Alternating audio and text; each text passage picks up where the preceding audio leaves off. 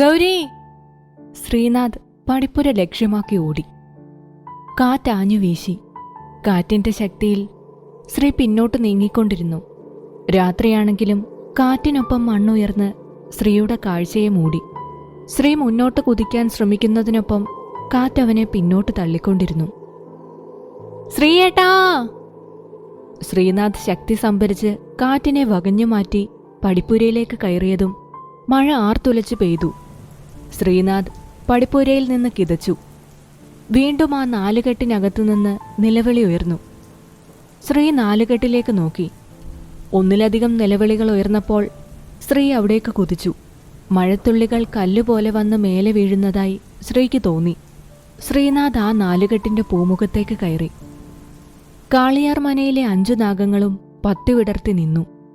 ഭഗവതിയുടെ നിലവിളക്കിൽ തനിയെ തിരിതെളിഞ്ഞു. ശ്രീനാഥ് നാലുകെട്ടിന്റെ വാതിൽ തുറന്നതും പുറത്തേക്ക് വന്ന തീവ്ര വെളിച്ചം ശ്രീനാഥിന്റെ കണ്ണുകളെ പൂട്ടിക്കളഞ്ഞു. കാളിയാർ മനയിലെ 5 നാഗങ്ങളും നാഗരാജാവിന് മുന്നിൽ നിന്ന് പത്തി വിടർത്തി ആടിത്തുടങ്ങി. ഛേ, ഇവനെ എന്താ കാണാത്തത്? ശ്രീശാന്ത് അകത്തളത്തിലിരുന്നു. സഹദേവൻ അപ്പോഴും ശ്രീയുടെ ഫോണിലേക്ക് വിളിച്ചുകൊണ്ടേയിരുന്നു. ഇല്ല മോനെ, സ്വിച്ച് ഓഫ് ആണ്. ആരെ ഇപ്പോ ഒന്ന് വിളിച്ച് അന്വേഷിക്കുക? സഹദേവൻ തലയ്ക്ക് കൈകൊടുത്തിരുന്നു. അവനെ ഫോണിൽ വിളിച്ചിട്ട് കാര്യമില്ലെന്ന് ഏട്ടനെ അറിഞ്ഞുകൂടെ? നമുക്ക് പുറത്തിറങ്ങി ഒന്ന് അന്വേഷിക്കാം. അല്ലാതെ ഇവിടെ ഇരുന്നിട്ട് എന്താ കാര്യം? സഹദേവന്റെ അനിയൻ രാജൻ പറഞ്ഞു. അതെ അച്ഛാ, വരുന്ന വഴിക്ക് കണ്ട കൂട്ടിക്കൊണ്ടുവരാൻ നമുക്ക്. ശ്രീശാന്ത് എഴുന്നേറ്റു. സഹദേവൻ വാതിൽ തുറന്നതും ശക്തമായ കാറ്റ് അകത്തേക്ക് അടിച്ചു കയറി. ഒപ്പം കോരിച്ചുരിയുന്ന മഴയും. എന്താ ഇപ്പോ ഇത്? പുറത്തിങ്ങനെ മഴയുള്ളത് അറിഞ്ഞില്ല. രാജൻ പറഞ്ഞു. എന്താ ഇപ്പോ ഇങ്ങനെ? അച്ഛനും ചെറിയച്ഛനും വരിക. മഴയല്ലേ, നമുക്ക് പോയി നോക്കാം. ശ്രീശാന്ത് അത് പറഞ്ഞതും കാറ്റ് ശക്തിയോടെ ആഞ്ഞു വീശി. മുറ്റത്തെ മാവിന്റെ കൊമ്പ് ശബ്ദത്തോടെ ഒടിഞ്ഞ് മുറ്റത്തേക്ക് വീണു. കാറ്റിൽ എല്ലാവരും വീഴാൻ പോയി. കഥ കടയ്ക്ക്, കുഞ്ഞിലക്ഷ്മിയമ്മ പറഞ്ഞു. എല്ലാവരും അകത്ത് കയറി കഥ കടച്ചു. അകത്തേക്ക് മഴയുടെ ശബ്ദമോ കാറ്റിന്റെ ശബ്ദമോ വന്നില്ല. എന്തൊക്കെ അപശകനങ്ങളാ ഭഗവാനെ! എന്റെ മോൻ എവിടെയാണാവോ? ശ്രീജ കരഞ്ഞു പറഞ്ഞു. നമ്മൾ പുറത്തിറങ്ങരുതെന്നാ ഈ കാണിച്ചു തന്നതിനർത്ഥം. പ്രാർത്ഥിക്കാൻ നമുക്ക്, ശ്രീകുട്ടനൊരാപത്തും വരുത്തല്ലേ എന്ന്. എന്റെ നാഗത്താന്മാരെ, എന്റെ കുട്ടീനെ കാത്തോളണേ. കുഞ്ഞിലക്ഷ്മിയമ്മ കൈകൾ കൂപ്പി നാഗരാജാവിനെ കുടിയിരുത്തിയിരിക്കുന്ന മുറിയിലേക്ക് നോക്കി. വെളിച്ചം തെല്ലെന്നൊതുങ്ങിയപ്പോൾ ശ്രീനാഥ് അകത്തേക്ക് കയറി. ശ്രീ ചുറ്റും നോക്കി. വീണ്ടും ഒരു പെൺകുട്ടിയുടെ നിലവിളി ഉയർന്നു കേട്ടു. ശ്രീ ചുറ്റും നോക്കി. തൊട്ടാൽ വീഴുമെന്ന നിലയിലായിരുന്നു ആ വീട്. ശ്രീയേട്ടാ! വീണ്ടും ശ്രീനാഥ് ഗൗരിയുടെ ശബ്ദം കേട്ടു. ആ നാലുകെട്ടിന്റെ വാതിലുകൾ അടയ്ക്കപ്പെട്ടു. എന്റെ ഗൗരി എങ്ങനെ ഇവിടെ? ശ്രീനാഥിന് തല പെരുക്കുന്നതുപോലെ തോന്നി. ശ്രീനാഥ് 2 കൈകൊണ്ട് തല അമർത്തിപ്പിടിച്ചു. ഗൗരി! ശ്രീനാഥിന്റെ കണ്ണുകൾ ചുവന്ന് കലങ്ങി. പെട്ടെന്ന് എന്തോ പാഞ്ഞു വന്ന് തന്റെ ശരീരത്തോട് ഒട്ടിച്ചേർന്ന് തന്നെ വരിഞ്ഞു മുറിക്കിയ പോലെ തോന്നി ശ്രീനാഥിന്. ചുറ്റും ചന്ദനത്തിന്റെയും രാമച്ചത്തിന്റെയും മണം പരന്നു. ശ്രീ കണ്ണു തുറന്നപ്പോൾ ഒരു പെൺകുട്ടി തന്നെ ചുറ്റിപ്പിടിച്ചു നിൽക്കുന്നത് കണ്ടു. ഗൗരി! ശ്രീനാഥ് വിളിച്ചു. എന്നെ രക്ഷിക്കണം, അവിടെ എന്തോ ഒന്ന് എന്നെ. ആ പെൺകുട്ടി എന്തൊക്കെയോ പറഞ്ഞുകൊണ്ടിരുന്നു. ആരാ നീ? ശ്രീനാഥ് അവളെ പിടിച്ചു മാറ്റി. അവൾ ശ്രീയുടെ മുഖത്തേക്ക് നോക്കി. അവൾ ശ്രീയിൽ നിന്ന് മാറി തിരിഞ്ഞു നോക്കിയപ്പോൾ അവൾക്കും ശ്രീക്ക് മുൻപിൽ ഒരു കറുത്ത രൂപം നിൽക്കുന്നത് കണ്ട് അവൾ നിലവിളിച്ചു. ശ്രീയും ഭയപ്പെട്ടു. അവൾ ശ്രീയുടെ അടുത്തേക്ക് നീങ്ങി നിന്നു. ആ കറുത്ത രൂപത്തിൽ 2 കണ്ണുകൾ മാത്രമുണ്ടായിരുന്നു. തീക്ഷ്ണമായി കത്തുന്ന കണ്ണുകൾ ശ്രീനാഥിനെ നോക്കി നിന്ന് പതിയെ മാഞ്ഞുപോയി. ശ്രീ തന്റെ അടുത്ത് നിൽക്കുന്ന പെൺകുട്ടിയെ നോക്കി. നീ ഏതാ? എവിടുത്തെയാ? നിന്റെ കാറാണോ എന്റെ കാറിൽ ഇടിച്ചത്? ശ്രീ ദേഷ്യത്തോടെ ചോദിച്ചു. ഞാൻ ഇടിച്ചതല്ല, തനിയെ ഇടിച്ചതാ, അവൾ പറഞ്ഞു. തനിയെ ഇടിച്ചതോ? നീ എന്താ ആളെ പൊട്ടനാക്കുവാണോ? അല്ല, സത്യമാ പറയുന്നേ. കാറിന്റെ നിയന്ത്രണം എന്റെ കയ്യിന്ന് പോയി. എന്റെ കൈ കെട്ടിയിട്ട പോലെയായി. പിന്നെ തനിയെ കാർ നീങ്ങി തുടങ്ങി. അവൾ ഭയത്തോടെ പറഞ്ഞു. നീ ഒരു പെണ്ണായതുകൊണ്ട് ഞാൻ വെറുതെ വിടുന്നു. ഓണായിരുന്നെങ്കിൽ ചുവരിൽ നിന്ന് വടിച്ചെടുക്കേണ്ട വന്നേനെ. നോക്ക് മിസ്റ്റർ, ഞാൻ സത്യമാ പറയുന്നത്. ശ്രീ അവളെ സൂക്ഷിച്ചു നോക്കി. ഇവൾക്കിനി മെന്റലാണോ? ശ്രീ പിന്നെ ഒന്നും ചോദിക്കാൻ നിൽക്കാതെ വാതിൽ തുറക്കാൻ നോക്കി. ഒരുപാട് നേരത്തെ പരിശ്രമത്തിന് ശേഷം ശ്രീ വാതിൽ വലിച്ചു തുറന്നു. നേരം വെളുത്തോ? ശ്രീ പറഞ്ഞു. അവൾ ഓടി വന്ന് പുറത്തേക്ക് നോക്കി. ഓ മൈ ഗോഡ്, അവൾ പറഞ്ഞു. പെട്ടെന്നാണ് ഒരു കാർ അവിടെ വന്ന് നിന്നത്. അയ്യോ, വീട്ടിലെ കാറാണല്ലോ, അവൾ പറഞ്ഞു. കാറിൽ നിന്ന് 2-3 ആണുങ്ങൾ ഇറങ്ങി. അച്ഛാ! അവൾ ഓടിച്ചെന്നതും മുഖമടച്ച ഒരു അടിയാണ് അവൾക്ക് കിട്ടിയത്. ശ്രീ അവളെ തല്ലിയ ആളെ നോക്കി. അതൊരു ചെറുപ്പക്കാരനായിരുന്നു. എവിടെ ആയിരുന്നടി ഇന്നലെ രാത്രി നീ? നിന്റെ ഒരു കൂട്ടുകാരിയുടെ കല്യാണവും ഒറ്റയ്ക്കുള്ള ഡ്രൈവും. അവൻ ചീറി. ഏട്ടാ, ഞാൻ... വേണ്ട, ഒന്നും മിണ്ടണ്ട. കാശി, നീയൊന്നടങ്ങ്. മോളെ, എന്താ ഉണ്ടായത്? നീ ഇന്നലെ രാത്രി എവിടെയായിരുന്നു? എന്താ ഇവിടെ? ആരാ അത്? രാധികയുടെ അച്ഛൻ രഘു ശ്രീയെ നോക്കി ചോദിച്ചു. രാധിക ശ്രീയെ തിരിഞ്ഞു നോക്കി. ശ്രീ അവിടേക്ക് വന്നു. എനിക്കറിയില്ല അച്ഛാ, രാധിക പറഞ്ഞു. ഇവനാ കാളിയാർ മനയിലേതാച്ചാ, കാശി രഘുവിനോട് പറഞ്ഞു.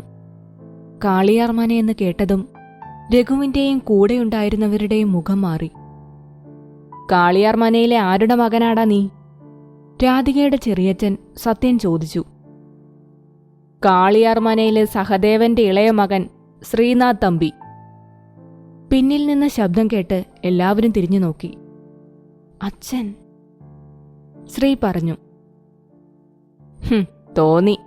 നിന്റെ മനയിലെ ആണുങ്ങൾക്ക് വലിയിടത്തെ കുട്ടികളെയല്ലേ പിടിക്കൂ, രഘു പറഞ്ഞു. രാജൻ ചിരിച്ചു. അങ്ങനെയല്ലല്ലോ ഇന്നേ വരെ ഉണ്ടായിട്ടുള്ളത്. നിന്റെ തറവാട്ടിലെ പെണ്ണുങ്ങൾ കാളിയാർ മനയിലെ ആണുങ്ങളെ ചുറ്റിപ്പറ്റി നടക്കുന്നത് ഇതാദ്യമായിട്ടല്ലല്ലോ. ഇതിനു മുൻപ് ഉണ്ടായിട്ടില്ലേ? ഇവർ പറയുന്നതൊന്നും മനസ്സിലാകാതെ രാധികയും ശ്രീനാഥ് നിന്നു. ഒരിക്കലുണ്ടായ അബദ്ധം ഇനി അതുണ്ടാകില്ല, സത്യൻ പറഞ്ഞു. ഞങ്ങൾക്കൊരു നിർബന്ധവുമില്ല സത്യ. ആ നശിച്ച തറവാട്ടിലെ പെണ്ണുങ്ങളിലൊന്നും മനക്കലിൽ ഇനി കാലുകുത്തരുതെന്നേ ഞങ്ങൾക്കുള്ളൂ, സഹദേവൻ പറഞ്ഞു. വാടി ഇവിടെ. കാശി രാധികയുടെ കൈ പിടിച്ചു വലിച്ചു. വാ മോനെ, പോകാം, സഹദേവൻ പറഞ്ഞു. കാറിൽ കയറുന്നതിന് മുൻപ് ശ്രീ ആ നാലുകെട്ട് ഒന്നുകൂടി നോക്കി. ആ നോട്ടം അവസാനിച്ചത് രാധികയിലായിരുന്നു. കാളിയാർ മനയുടെ മുറ്റത്ത് കാർ വന്നു നിന്നതും ശ്രീജ പൂമുഖത്ത് നിന്ന് മുറ്റത്തേക്കിറങ്ങി. ശ്രീ ഡോർ തുറന്നിറങ്ങി മനയാകെ നോക്കി. ശ്രീജ ഓടിവന്ന് മകനെ കെട്ടിപ്പിടിച്ച് കരഞ്ഞു. ഇന്നലെ എവിടെയായിരുന്നു മോനെ? അമ്മ എന്തോരം ഭയപ്പെട്ടെന്നറിയോ? ആ കുട്ടി വന്നതല്ലേ ഉള്ളൂ, അതിനിത്തിരി സ്വസ്ഥത കൊടുക്ക ശ്രീജേ, കുഞ്ഞിലക്ഷ്മി അമ്മ പറഞ്ഞു. മുത്തു, ശ്രീ മുത്തശ്ശിയെ കെട്ടിപ്പിടിച്ചു. മതി മതി നിന്റെ ഈ കാണുമ്പോഴുള്ള സ്നേഹം, കുഞ്ഞിലക്ഷ്മി അമ്മ പറഞ്ഞു. ബാംഗ്ലൂർക്ക് പോയാൽ പിന്നെ വീടും വേണ്ട വീട്ടുകാരും വേണ്ട നിനക്ക്. അങ്ങനെ പറയല്ലേ മുത്തു, തിരക്കായിട്ടല്ലേ, ശ്രീനാഥ് പറഞ്ഞു. നീ ചെന്ന് കുളിക്ക്, മുത്തശ്ശി പറഞ്ഞു. കാറിന്റെ ഡോർ തുറന്ന് രാധിക പുറത്തിറങ്ങി. ഇന്നലെ രാത്രി നീ എവിടെയായിരുന്നു രാധു? പെൺകുട്ടികളായാൽ ഇത്തിരി അടക്കോ ഒതുക്കവും വേണം. അതെങ്ങനെ അച്ഛനും ചെറിയച്ഛന്മാരും ഒക്കെ തലയിൽ ഏറ്റുവെച്ച് നടക്കുമല്ലേ, പിന്നെ എങ്ങനെ നേരാവാനാ? രാധികയെ കണ്ടതും അമ്മ ജയ പറഞ്ഞു തുടങ്ങി. മതി ഏട്ടത്തി, അവളൊന്ന് റെസ്റ്റ് എടുക്കട്ടെ, സത്യൻ രാധികയെ പിന്താങ്ങി. രാധിക സത്യന്റെ കവളിൽ ഉമ്മ കൊടുത്ത് ജയയെ നോക്കി ഗോഷ്ഠി കാണിച്ച് അകത്തേക്ക് കയറിപ്പോയി. എല്ലാവരും അത് കണ്ട് ചിരിച്ചു. ആ ചിരിച്ചോ എല്ലാവരും, എന്റെ നെഞ്ചിൽ തീയാണ്, ജയ പറഞ്ഞു. എന്റെ ഏട്ടത്തി, മുംബൈയിൽ വളർന്ന കുട്ടിയല്ലേ അവള്, ഡിഗ്രി വരെ പഠിച്ചതും അവിടെ, അവൾക്ക് അവളെ നോക്കാനറിയാം, സത്യന്റെ ഭാര്യ നന്ദിനി പറഞ്ഞു. അങ്ങനെ പറഞ്ഞു കൊടുക്കും നന്ദിനി. ഇവൾ ഈ ലോകത്തൊന്നും അല്ല, രഘു പറഞ്ഞു. രാധിക തന്റെ മുറിയിൽ പോയി കട്ടിലിലേക്ക് മലർന്നു വീണു. ഇന്നലെ നടന്നതെല്ലാം ആലോചിച്ചു. എന്നാലും അയാളെങ്ങനെ അവിടെ എത്തി? ശ്രീനാഥ് തന്റെ റൂമിൽ ചെന്ന് ബാഗിൽ നിന്ന് താക്കോലെടുത്ത് തന്റെ അലമാര തുറന്ന് ഒരു കവർ പുറത്തെടുത്തു. അതിൽ നിന്നൊരു നീല ധാവണി പുറത്തേക്കെടുത്തു. ശ്രീ അതിലേക്ക് നോക്കി ചിരിച്ച് അത് നെഞ്ചോട് ചേർത്ത് കട്ടിലിൽ കിടന്നു. ചന്ദനത്തിന്റെയും രാമച്ചത്തിന്റെയും മണമായിരുന്നു ആ ധാവണിക്ക്. ആഹാ, അപ്പോ ഈ ധാവണി ശ്രീയേട്ടൻ എടുത്തു വെച്ചിരിക്കുകയായിരുന്നല്ലേ? ശബ്ദം കേട്ട് ശ്രീ എഴുന്നേറ്റു. അല്ല, ആരിത്? എന്റെ ഗൗരിക്കുട്ടിയോ? അതേലോ, ഞാൻ നിന്റെ റൂമിൽ നിന്ന് അടിച്ചു മാറ്റിയതായത്. ശ്രീ ആ ധാവണിയെ കെട്ടിപ്പിടിച്ചു. കഷ്ടമുണ്ടേട്ടോ, അമ്മ ഈ ധാവണി എവിടെയെന്ന് ചോദിക്കുമ്പോ കൂട്ടുകാരിക്ക് കൊടുത്തിരിക്കുക, അവളിവിടെ ഇല്ലെന്നൊക്കെ കള്ളം പറഞ്ഞ് നടക്കുക ഞാൻ. ഗൗരി മുഖം വീർപ്പിച്ചു. അല്ല, ഇങ്ങോട്ട് വരാൻ നിനക്ക് പേടിയാണല്ലോ, ഇതിപ്പോ എങ്ങനെ ഒപ്പിച്ചു? ശ്രീ ചോദിച്ചു. ഇപ്പൊ പേടിയൊക്കെ പോയി. ശ്രീയേട്ടൻ വന്നെന്നറിഞ്ഞു. ക്ലാസ്സിൽ പോകണം, അതിനു മുൻപൊന്ന് വന്ന് കണ്ടില്ലെങ്കിൽ വൈകിട്ട് വരെ എന്നെക്കൊണ്ടാവില്ല ക്ലാസ്സിലിരിക്കാൻ. ശ്രീ ചിരിച്ചു. ഇല്ലാത്ത നേരം നോക്കി വന്നതല്ലേ, ഒരു ഉമ്മ തന്നിട്ട് പൊയ്ക്കോ. ശ്രീ പറഞ്ഞു. അയ്യാടാ, വേല കയ്യിലിരിക്കട്ടെ, വഷളൻ, എപ്പോഴും ഇതന്നെ ഉള്ളൂ. നീ തന്നില്ല, ഞാൻ ബാംഗ്ലൂർക്ക് തിരിച്ചുപോയി അവിടെ ഏതെങ്കിലും പെണ്ണിനെ കറക്കിയെടുത്ത് വാങ്ങിക്കും, നോക്കിക്കോ. കൊല്ലും ഞാൻ ശ്രീയേട്ടനെ. ഗൗരി മുഖം വീർപ്പിച്ച് തിരിഞ്ഞു നിന്നു. അപ്പോഴേക്കും പിണങ്ങി. ശ്രീ ഗൗരിയുടെ അടുത്തേക്ക് ചെന്നു. ശ്രീ ഗൗരിയെ തൊടാൻ തുടങ്ങിയതും ഗൗരി ശ്രീയെ തിരിഞ്ഞു നോക്കി. ഞാൻ പോവാ, ബസ് പോകും, വൈകിട്ട് കാണാം ശ്രീയേട്ടാ. പോയി വാ. മനക്കിലെ പറമ്പിന്റെ അറ്റത്ത് പറമ്പ് നനയ്ക്കാൻ വെള്ളമെടുക്കുന്നതിനായി കുത്തിയ കുളത്തിന്റെ വക്കിൽ ശ്രീനാഥ് ഇരുന്നു. ചന്ദനത്തിന്റെയും രാമച്ചത്തിന്റെയും മണം ദൂരെ നിന്ന് തന്നെ ശ്രീ തിരിച്ചറിഞ്ഞു. കുറെ നേരമായോ ശ്രീയേട്ടൻ വന്നിട്ട്? ഗൗരി ശ്രീയുടെ അടുത്തിരുന്നു. ഇല്ല, ഇപ്പൊ വന്നിരുന്നതേ ഉള്ളൂ. എങ്ങനെയുണ്ട് നിന്റെ ക്ലാസ്? നന്നായി പോകുന്നു ശ്രീയേട്ടാ. അല്ല, ഇപ്പൊ എന്താ പെട്ടെന്നൊരു വരവ്? ഗൗരി ചോദിച്ചു. എന്റെ അമ്മ വരാൻ പറഞ്ഞു. അമ്മയ്ക്ക് കാണില്ലേ മകനെ കാണണമെന്ന്? നിനക്ക് എന്നെ കാണണമെന്നോ വിളിക്കണമെന്നോ ഒന്നും ഇല്ലല്ലോ. ഞാനിവിടെ ഉണ്ടെങ്കിൽ വരും ശ്രീയേട്ടാന്ന് വിളിച്ച്. എനിക്കതിന് ഫോണില്ലല്ലോ ശ്രീയേട്ടാ. മാത്രമല്ല, മനക്കൽ എല്ലാവരും പറയുന്നത് കേൾക്കാം, ശ്രീയേട്ടന്റെ ഫോൺ എപ്പോഴും ഓഫായിരിക്കുമെന്ന്. ഗൗരി പറഞ്ഞു. എന്നാ നിനക്ക് ഞാനൊരു ഫോൺ വാങ്ങിത്തരട്ടെ, അപ്പോ പിന്നെ എനിക്ക് നിന്റെ ശബ്ദം ഇടയ്ക്ക് കേൾക്കാലോ. വേണ്ട ശ്രീയേട്ടാ, ഗൗരി പറഞ്ഞു. ഗൗരി പിന്നെ ഒന്നും മിണ്ടിയില്ല. എന്താ മിണ്ടാത്തേ? എന്തെങ്കിലും പ്രശ്നമുണ്ടോ? ശ്രീ ചോദിച്ചു. ശ്രീയേട്ടന്റെ ആയമ്മ ശ്രീയേട്ടൻ വരുന്നെന്നറിഞ്ഞപ്പോ അടുക്കളപ്പണിക്ക് വരുന്ന ജാനുവേട്ടത്തോട് പറയാ ഞാൻ ശ്രീയേട്ടനെ വശീകരിക്കാൻ നടക്കാണെന്ന്, കാര്യസ്ഥന്റെ മകൾ സ്ഥാനം മറക്കുന്നുവെന്ന്. ശ്രീ ചിരിച്ചു. അവരെന്തു വേണമെങ്കിലും പറഞ്ഞോട്ടെ എന്റെ ഗൗരി, നീ അത് കാര്യമാക്കണ്ട. സത്യമല്ല ആയമ്മ പറഞ്ഞ ശ്രീയേട്ടാ, ഞാൻ സ്ഥാനം മറക്കുന്നു. കാളിയാർമാനയിലെ തമ്പുരാൻകുട്ടിയുടെ അടുക്കളപ്പണി ചെയ്യേണ്ടവളാണ് ഞാൻ. ഗൗരി നിർത്തിക്കേ, ഒരു വീക്ക് വീക്കിയാൽ ഈ കുളത്തിൽ കിടക്കുന്നീ. എപ്പോ ലീവ് എടുത്തു വന്നാലുണ്ടാകും ഈ ഡയലോഗ്. നീ സ്ഥാനം മറന്നെങ്കിൽ എന്നെ അങ്ങ് മറന്നേക്ക്, പുല്ല്, സ്വസ്ഥത കിട്ടുമല്ലോ. എടി, നീ എന്റെ മനക്കിലെ കാര്യസ്ഥന്റെ മകളാണെന്നും ഞാൻ ഈ മനക്കിലെ രക്തമാണെന്നും അറിഞ്ഞുകൊണ്ട് തന്നെയാ ഞാൻ നിന്നെ സ്നേഹിച്ചത്. ഒരുപാട് എതിർത്തിട്ടും നിന്നെക്കൊണ്ട് ഞാൻ എന്നെ സ്നേഹിപ്പിച്ചതും. ഈ തറവാട്ടിലെ എല്ലാവരും എതിർത്തു ഞാൻ MBBS പോകുന്നതിന്. എന്നിട്ട് ഞാൻ പോയത് എനിക്കറിയാം നിന്റെ കാര്യം അറിയുമ്പോൾ ഉണ്ടാകുന്ന എതിർപ്പ്. അതിനൊപ്പം ഡോക്ടർ ആവുക എന്നത് എന്റെ ഒരു ലക്ഷ്യമായിരുന്നു. ഡോക്ടറായപ്പോൾ ഹോസ്പിറ്റൽ കെട്ടിത്തരാമെന്ന് അച്ഛൻ പറഞ്ഞിട്ടും ഞാൻ എതിർത്തത് ഈ സ്വത്തിൽ എനിക്കൊരവകാശവും വേണ്ടെന്ന് വെക്കാനാ. ബാംഗ്ലൂരിൽ ഞാൻ ഫ്ലാറ്റ് എടുത്തിട്ടുണ്ട്. ഇത്തവണ പോകുന്നതിന് മുൻപ് ഞാൻ എല്ലാവരോടും നമ്മുടെ കാര്യം പറയും. എതിർത്താൽ ഞാൻ പോകും, കൂടെ നീയും കാണും. ഈ സ്വത്തുക്കൾ നോക്കാൻ തുടങ്ങിയാൽ എനിക്ക് നഷ്ടപ്പെടുന്നത് നീയാ. നിന്നെ നഷ്ടപ്പെടുത്താൻ എനിക്ക് കഴിയില്ല ഗൗരി. ഇവിടെ നിൽക്കുമ്പോഴേ ജാതകവും അതും ഇതുമൊക്കെ നോക്കേണ്ടതുള്ളൂ. നമ്മൾ പോയാ പിന്നെ നമ്മുടെ ലോകത്ത് നമ്മൾ മാത്രം. ശ്രീകുട്ടാ! അയ്യോ, ആയമ്മ വിളിക്കുന്നു ശ്രീയേട്ടാ. ശ്രീയേട്ടൻ ചെല്ല്, ഗൗരി പറഞ്ഞു. പോവാം, എനിക്ക് സത്യം ഇട്ടതാ എന്നെ വിട്ടു പോവില്ലെന്ന്. ശ്രീ കൈനീട്ടി. ഒരിക്കലും പോവില്ല, മരിച്ചാൽ കൂടി ഞാൻ എൻ്റെ ശ്രീയേട്ടനെ വിട്ടു പോവില്ല. ഗൗരി ശ്രീയുടെ കയ്യിൽ തൻ്റെ കൈവച്ചു. എന്താ ശ്രീക്കുട്ട ഇവിടെ വന്നിരിക്കുന്നേ? ആയമ്മ ശ്രീയുടെ അടുത്തേക്ക് ചെന്നു. ശ്രീ ഗൗരിയെ നോക്കി.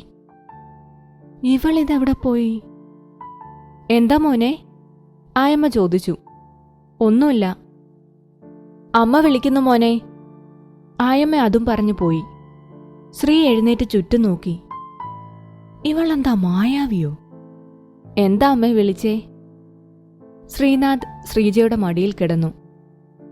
നാളെ നേരത്തെ എഴുന്നേൽക്കണം, അമ്പലത്തിൽ പോകണം. അതെന്താ, നാളെ എന്തെങ്കിലും പരിപാടിയുണ്ടോ? ശ്രീ ചോദിച്ചു. എടാ, നാളെയല്ലേ കൊടിയേറ്റം? ശ്രീജ ശ്രീയുടെ തലയിൽ തട്ടി.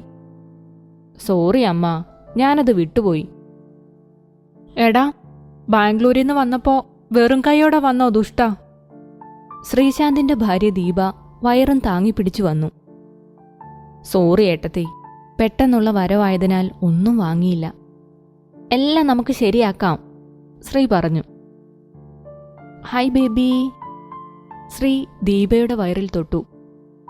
ഇപ്പൊ എത്രയായി ഏട്ടത്തി? 7 മാസമായില്ലേ? ആ, 7 ദീപ ഒരിടത്തിരുന്നു. നിനക്ക് ഈ കാർഡിയോളജിക്ക് പകരം ഗൈനക്കോളജി എടുക്കായിരുന്നില്ലേ ശ്രീകുട്ട? എന്നാൽ നന്നായിരുന്നേനെ. അങ്ങനെ ഇപ്പോൾ നന്നാവണ്ട. ചെക്കപ്പിനൊക്കെ കൃത്യമായി അവിടുത്തെ പതി മിസ്റ്റർ ശ്രീശാന്ത് കൊണ്ടുപോകുന്നില്ലേ? ശ്രീ ചോദിച്ചു. അതൊക്കെ ഞാൻ കറക്റ്റായിട്ട് ചെയ്യുന്നുണ്ട്. എന്നാ മോനെ, നിനക്കൊരു കല്യാണമൊന്നും വേണ്ടേ? ശ്രീശാന്ത് ചോദിച്ചു. വേണം, പറയാൻ ഞാൻ. ശ്രീ ചിരിച്ചു. എല്ലാവരുടെയും മുഖമൊന്നു മാറി ശ്രീയുടെ ചിരി കണ്ടപ്പോൾ. കൊടിയേറ്റ് കഴിഞ്ഞ് എല്ലാവരും ചുറ്റമ്പലത്തിൽ ഇരിക്കുകയായിരുന്നു. ദൈവപ്രശ്നം വയ്ക്കുകയായിരുന്നു അവിടെ. രാധിക ഇടയ്ക്കിടയ്ക്ക് ശ്രീയെ നോക്കുന്നുണ്ടായിരുന്നുവെങ്കിലും ശ്രീ രാധികയെ കണ്ടില്ല.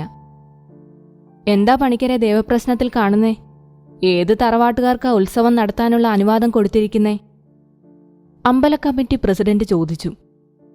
പറവപ്പ് വലിയടത്തുകാർക്കും ഉത്സവം നടത്താനുള്ള അവകാശം കാളിയാർ മനയ്ക്കുമാണ് കാണിച്ചിരിക്കുന്നേ.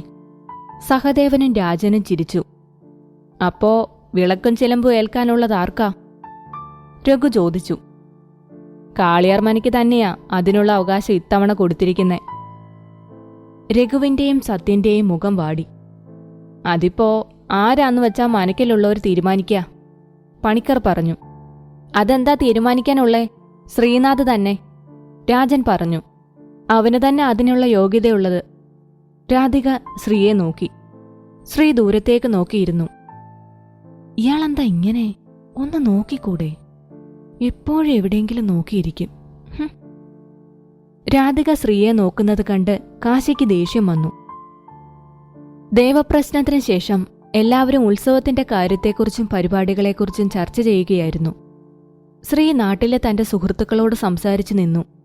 രാധിക ആലിന്റെ ചുവട്ടിൽ നിന്ന് ക്യാമറയിൽ അമ്പലത്തിന്റെ ഫോട്ടോസ് എടുക്കുന്ന വ്യാജേന ശ്രീ അറിയാതെ അവന്റെ ഫോട്ടോസ് എടുക്കുകയായിരുന്നു. സംസാരത്തിനിടയിൽ ശ്രീ പെട്ടെന്ന് രാധികയെ നോക്കിയപ്പോൾ രാധിക ഞെട്ടി തിരിഞ്ഞു നിന്നു. ശ്രീ വീണ്ടും കൂട്ടുകാരോട് സംസാരിച്ചു തുടങ്ങി. രാധിക വീണ്ടും ശ്രീയെ തിരിഞ്ഞു നോക്കിയതും ശ്രീ രാധികയെ നോക്കി. രാധിക വീണ്ടും തിരിഞ്ഞു നിന്നു. ശ്രീ ആലിന്റെ മുകളിലേക്ക് നോക്കിയതും ഓടിച്ചെന്ന് രാധികയുടെ കൈ പിടിച്ചു വലിച്ചു. രാധിക ശ്രീയുടെ നെഞ്ചിലേക്ക് വീണതും ശ്രീയുടെ കാൽ ചരലിൽ നിരങ്ങി ശ്രീയും രാധികയും വീണു. ഒപ്പം ആലിന്റെ ഒരു വലിയ ശിഖ ഒടിഞ്ഞു വീണു. ശബ്ദം കേട്ട് എല്ലാവരും ഓടിവന്നു. എടീ! കാശി ഓടിവന്ന് രാധികയെ പിടിച്ചെഴുന്നേൽപ്പിച്ചു. ശ്രീ എഴുന്നേറ്റ് മേലെ പറ്റിയ മണ്ണ് തട്ടിക്കളയുന്നതിനിടയിൽ കാശി ശ്രീയുടെ മുഖത്തടിച്ചു. രാധികയും എല്ലാവരും ഞെട്ടി. അപ്രതീക്ഷിതമായി കിട്ടിയതാണെങ്കിലും ശ്രീ ഉടനെ തന്നെ അത് കാശിക്ക് തിരികെ നൽകി. എടാ! കാശി ശ്രീയുടെ ഷർട്ട് പിടിച്ചു വലിച്ചു. ശ്രീയും വിട്ടുകൊടുത്തില്ല. ശ്രീയുടെ ഷർട്ട് കീറി. വിട്! എല്ലാവരും കൂടി ശ്രീയെയും കാശിയെയും പിടിച്ചുമാറ്റി. കാശി ശ്രീനാഥിനെ ദേഷ്യത്തോടെ നോക്കി. ഇവൾക്ക് എന്താ അവനോട്? അവന്റെ നെഞ്ചിൽ കടന്നേക്കുന്നു. കാശിയുടെ ശബ്ദം വലിയടത്ത് തറവാടിന് പുറത്തേക്ക് കേൾക്കാമായിരുന്നു.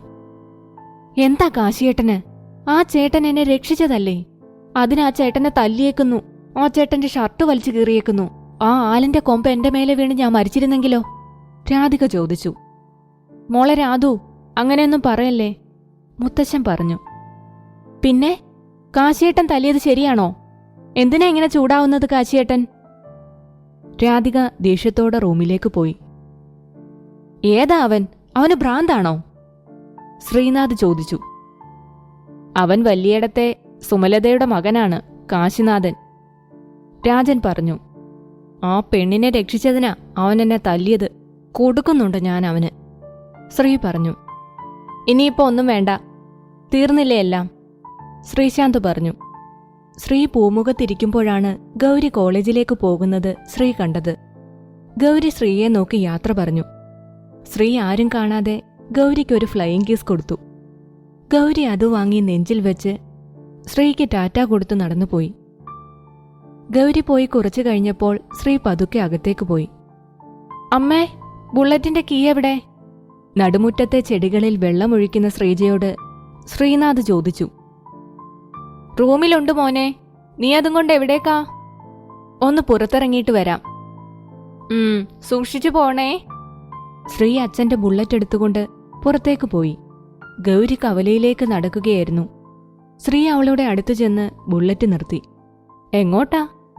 ഗൗരി ചോദിച്ചു. ഒരിടത്തേക്ക്, നീ കേറ്, ശ്രീ പറഞ്ഞു. ഏയ്, ഞാനില്ല, ആരെങ്കിലും കാണും. കേറിക്കോ മര്യാദയ്ക്ക്, ഇല്ലെങ്കിൽ പിടിച്ചു കയറ്റി ഞാൻ. ഗത്യന്തരമില്ലാതെ ഗൗരി ശ്രീയുടെ ബുള്ളറ്റിൽ കയറി. ഇതെങ്ങോട്ടാ ഭഗവാനെ? ആരെങ്കിലും കണ്ടാൽ എന്താ ഉണ്ടാവുക? ഗൗരി പറഞ്ഞു. ദേ പെണ്ണേ, ഇതിന്റെ മേലെ കയറി ഡിസ്കോ ഡാൻസ് കളിച്ച് നടുതല്ലി വീണാ പിന്നെ മേലോട്ട് നോക്കി കിടക്കാം. പിടയ്ക്കാതെ ഒരു ഭാഗത്തിരിക്ക്, ശ്രീ പറഞ്ഞു. ഇതിപ്പോ എങ്ങോട്ടാ?